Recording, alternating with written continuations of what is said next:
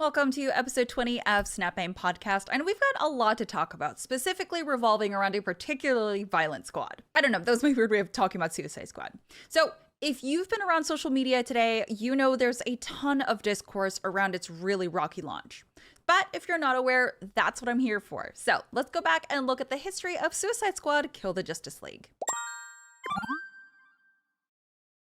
Fans of the DC Universe were originally really excited for the game since Rocksteady Studios' Sefton Hill confirmed that Suicide Squad is a continuation of the Arkhamverse.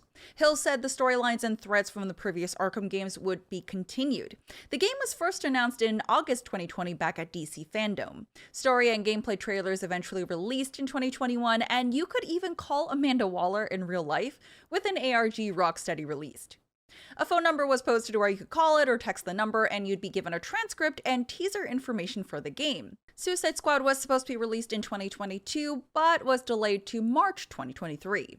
Hill tweeted to confirm that delay, stating, "We've made the difficult decision to delay Suicide Squad Kill the Justice League to spring 2023. I know a delay is frustrating, but that time is going into making the best game we can. I look forward to bringing the chaos to Metropolis together. Thanks for your patience." So, let's hold on to that thought. I know what you're thinking. Most people were pretty okay with the delay, even though a delay meant growing anticipation. In October 2022, Hill and Jamie Walker announced that they were actually leaving the studio. Hill and Walker were Rocksteady's co-founders, and they released a message saying, "Our decision to leave Rocksteady was emotional, to say the least. From the day we founded the company in 2004 all the way to today, Rocksteady has been our life and soul. It has given us the opportunity to do what we love most, make great games with exceptionally talented people. We are so proud of the team here for the games we have all made together, from our first game Urban Chaos to the much-loved Arkham series, and now the epic Suicide Squad." Warner Bros. Interactive president David Haddad spoke on the departure by stating that Suicide Squad Kill the Justice League was nearly finished when Hill and Walker decided to leave. The next piece of news came a few months after, in December, when the official Batman reveal for Suicide Squad was premiered at the Game Awards. It was confirmed that Kevin Conroy is the voice of Batman in Suicide Squad, and this was his last appearance as Batman before he passed in November 2022. So you can imagine the excitement that grew for fans watching this game develop. Unfortunately, some of that excitement was dampened with the reveal on January 18th, 2023 that Kill the Justice League would feature live service aspects like a store and battle pass. A leaked image on 4chan showed a screenshot of the game's main menu: looks, loadout, store, social, and battle pass. VGC reported their sources stated the battle pass would focus on cosmetic items and XP would unlock power-ups and customizations for your characters.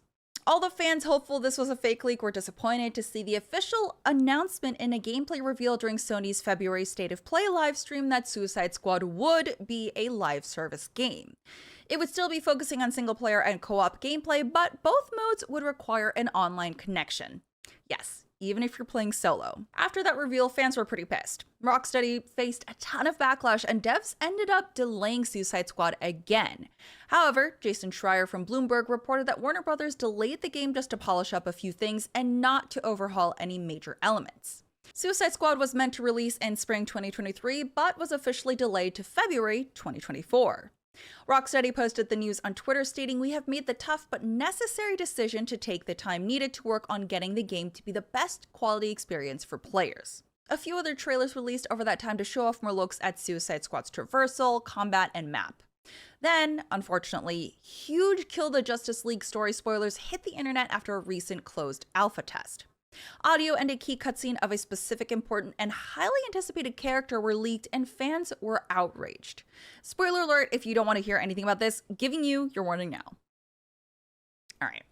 So Boss Big Boss revealed assets of a kid Poison Ivy, but Poison Ivy died at the end of 2015's Arkham Knight. Then an image of Joker was also leaked that fans speculated could be a flashback or vision, or an alternate version of him from a different dimension. Then, the biggest leak. That one cutscene I alluded to earlier, it was an audio clip of a scene with Batman and the Suicide Squad where evil Batman's death is confirmed at the hands of Harley Quinn. Fans were pissed. The devs were pissed too. Rocksteady responded to that series of leaks on Twitter by saying, "We're looking forward to players experiencing the story we've crafted in Suicide Squad Kill the Justice League once the game launches in the new year. We hope everyone can play the game and feel each moment of the narrative for themselves. It is very disappointing to see details being shared ahead of the game's release, so we can only urge you to try and avoid spoilers where you can. And please, try not to impact the enjoyment of other players by posting spoilers. You would think the bad news would stop there, but in December of last year, it was announced that Suicide Squad's release on the Epic Games Store would be pushed to March 4th instead of February 2nd for all other platforms on PS5, Xbox Series, and Steam. This came after the statement that Rocksteady put out saying that an offline mode for Kill the Justice League would come after launch. That seemed to satisfy some players for the time being. Well, January of this year was the month people got hands-on preview time with Suicide Squad, and the early impressions weren't great. There were a lot of complaints about the UI, bad enemy movement reading, tedious fights, and just a lackluster feel. It didn't really go over well with the public reading about the game, and fans were split on how to feel. Before the launch of the game, a roadmap was released for Season 1 of Suicide Squad and showed Joker as a new playable character. Fans were confused as to why Joker is playable, especially since the Joker from the Arkham trilogy is dead.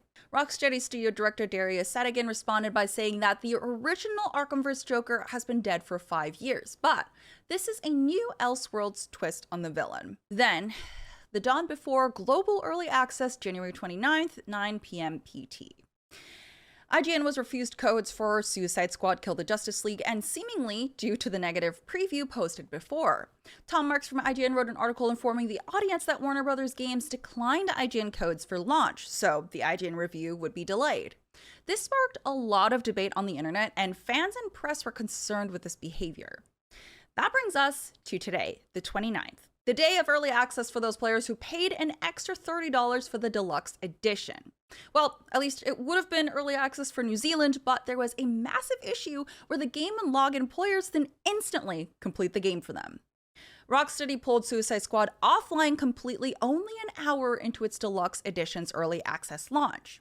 Rocksteady posted on Suicide Squad's official Twitter account, "We're aware that a number of players are currently experiencing an issue whereby upon logging into the game for the first time, they have full story completion. To resolve this issue, we will be performing maintenance of the game servers. During this time, the game will be unavailable. We expect this to take several hours and will update once we have more information. We apologize for the inconvenience." Unfortunately, since this is an always online game, conducting maintenance on servers would mean no access. Players were extremely unhappy with the launch, and some took to Twitter to post the final cinematics of the game, which, for spoiler's sake, I won't talk about here. 5 hours ago, there was an update from the Suicide Squad Twitter account stating that the devs identified the problem and that they're implementing the fix now, and they're attempting to get the game online as soon as possible. No other updates have been provided, but a lot of fans are calling for Rocksteady to refund part of the deluxe pricing since it's not part of that early access period anymore. Hopefully things get a little easier for Rocksteady's launch of Suicide Squad, but as of right now, I don't have any further updates. But hey, at least you're caught up on the news and drama surrounding it. Thanks for listening, and I'll catch you on the next Snap Aim podcast.